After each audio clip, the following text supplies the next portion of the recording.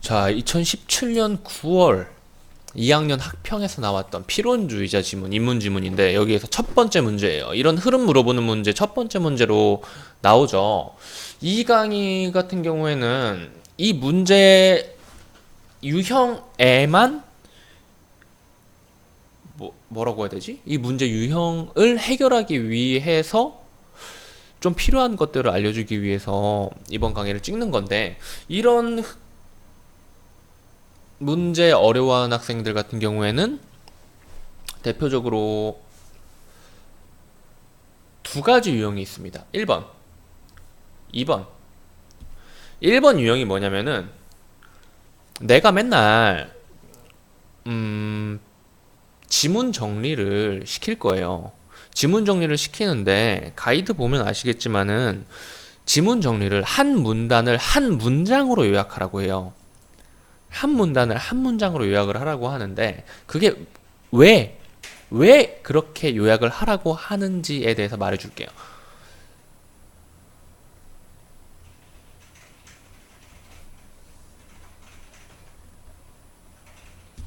한 문단을 한 문장으로 요약을 하는 것은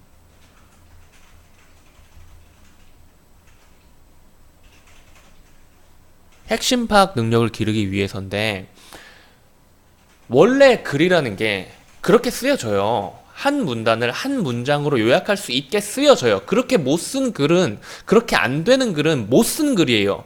그리고 최소한 이런 문제를 낼 정도의 수준이 되는 사람들이 글을 그따위로 쓰지 않아요. 무슨 말인지 알겠죠?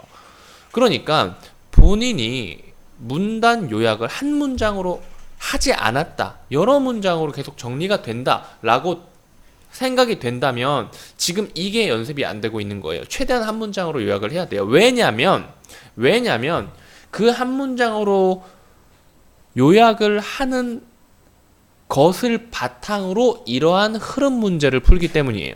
그리고 그 요약하는 것은, 그러니까 지문을 다 보고 나서 요약을 하는 게 아니라 그 연습을 계속 하게 되면 지문을 보면서 그 느낌을 잡을 수가 있어요. 처음 독해할 때부터.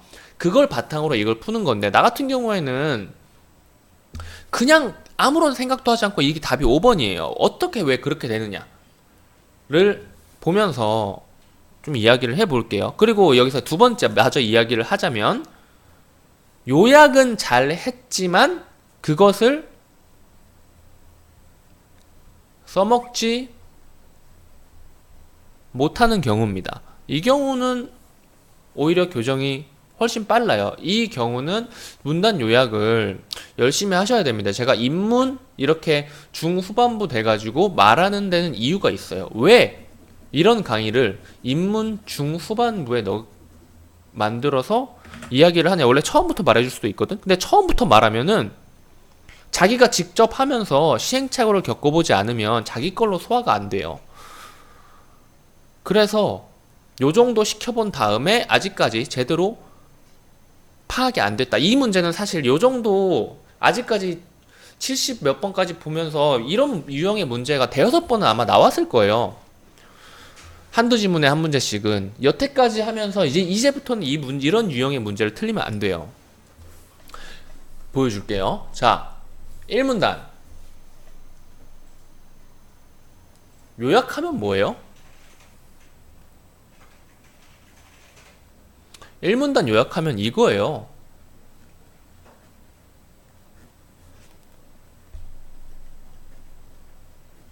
필온주의. 필온주의는 어떤 녀석이죠?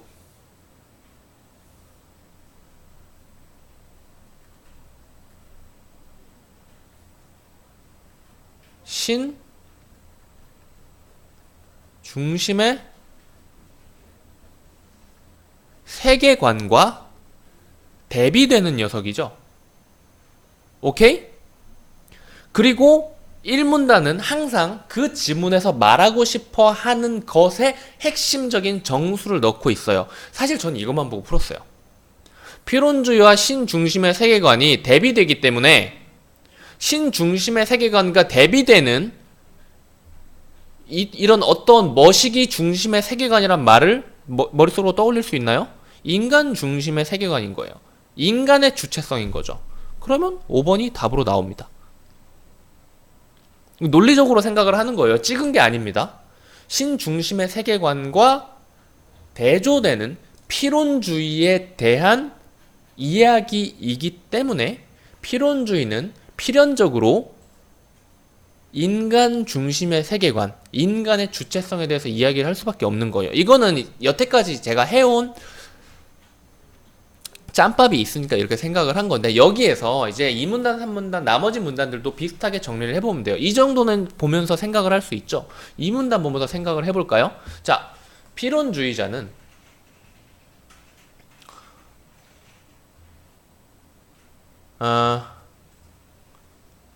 굳이 얘네를 요약할 필요는 없어요. 필연주의자들이 이런 식으로 주장했다, 이런 식으로 이야기했다라고 했죠. 그러면은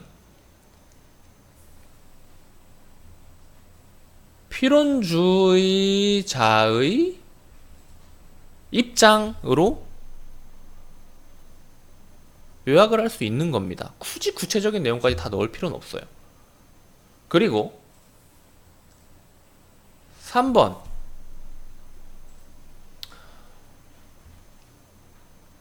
요건 뭐예요? 필연주의자들의 입장을 이어가서 모순인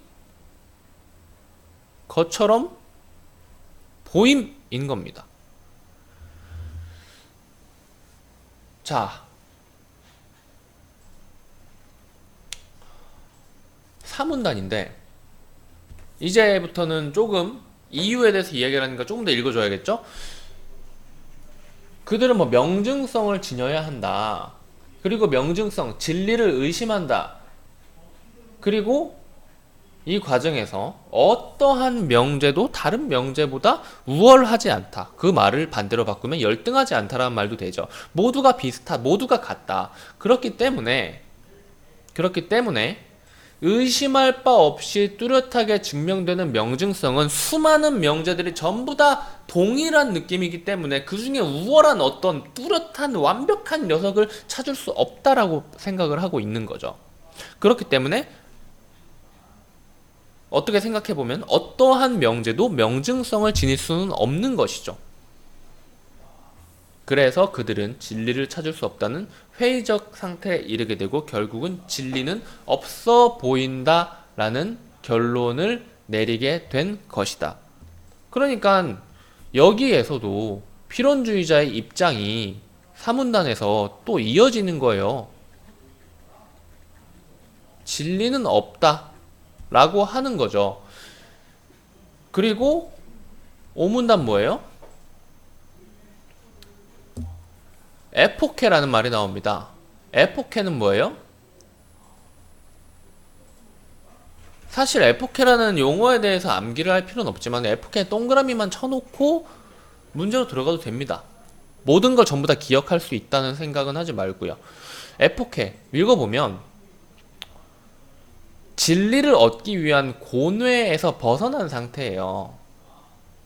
긍정도 부정도 하지 않고 진리에 대해서, 그러니까 굳이 말하면 그죠. 에포케와 아타락시아는 구분이 되어 있긴 한데 어찌됐건 에포케에서,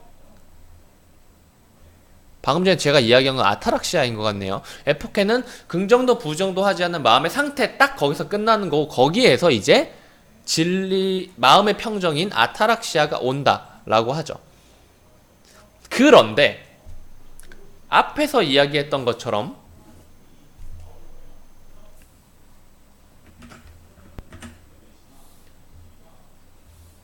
인간이 마음의 평정을 유일한 방법은 신에게 의지하는 거였어요. 그런데 필연주의자의 이런 생각으로 인하면은 필연주의자는 진리를 찾지 않으려는 그 마음가짐으로써 아타락시아, 뭐예요? 마음의 평정 상태가 온다 그랬죠. 그렇다면은 신에게 의지하지 않고 마음의 평정을 얻는 것이 생겨났네요. 신에게 의지하지 않아도 되네요. 그쵸? 이 에포케에서 아타락시아, 에포케 아타락시아 이 과정에서 인간 스스로 마음의 평정을 얻는 것을 알아냈기 때문에 일문단에서 이야기한 요것을 정면으로 반박하게 된 겁니다. 여기서 이렇게 와가지고 여기 와가지고 정면으로 반박을 하게 된 거예요. 이거 뭐예요? 신 중심의 세계관에서 탈피했다.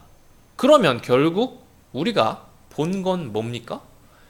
2, 3, 4, 5문단의 흐름은 결국 필연주의자들의 생각에 의해 신중심의 세계관에서 탈피했다? 1문단에서 이야기한 거랑 똑같죠. 이런 식으로 정수가 들어있는 거예요.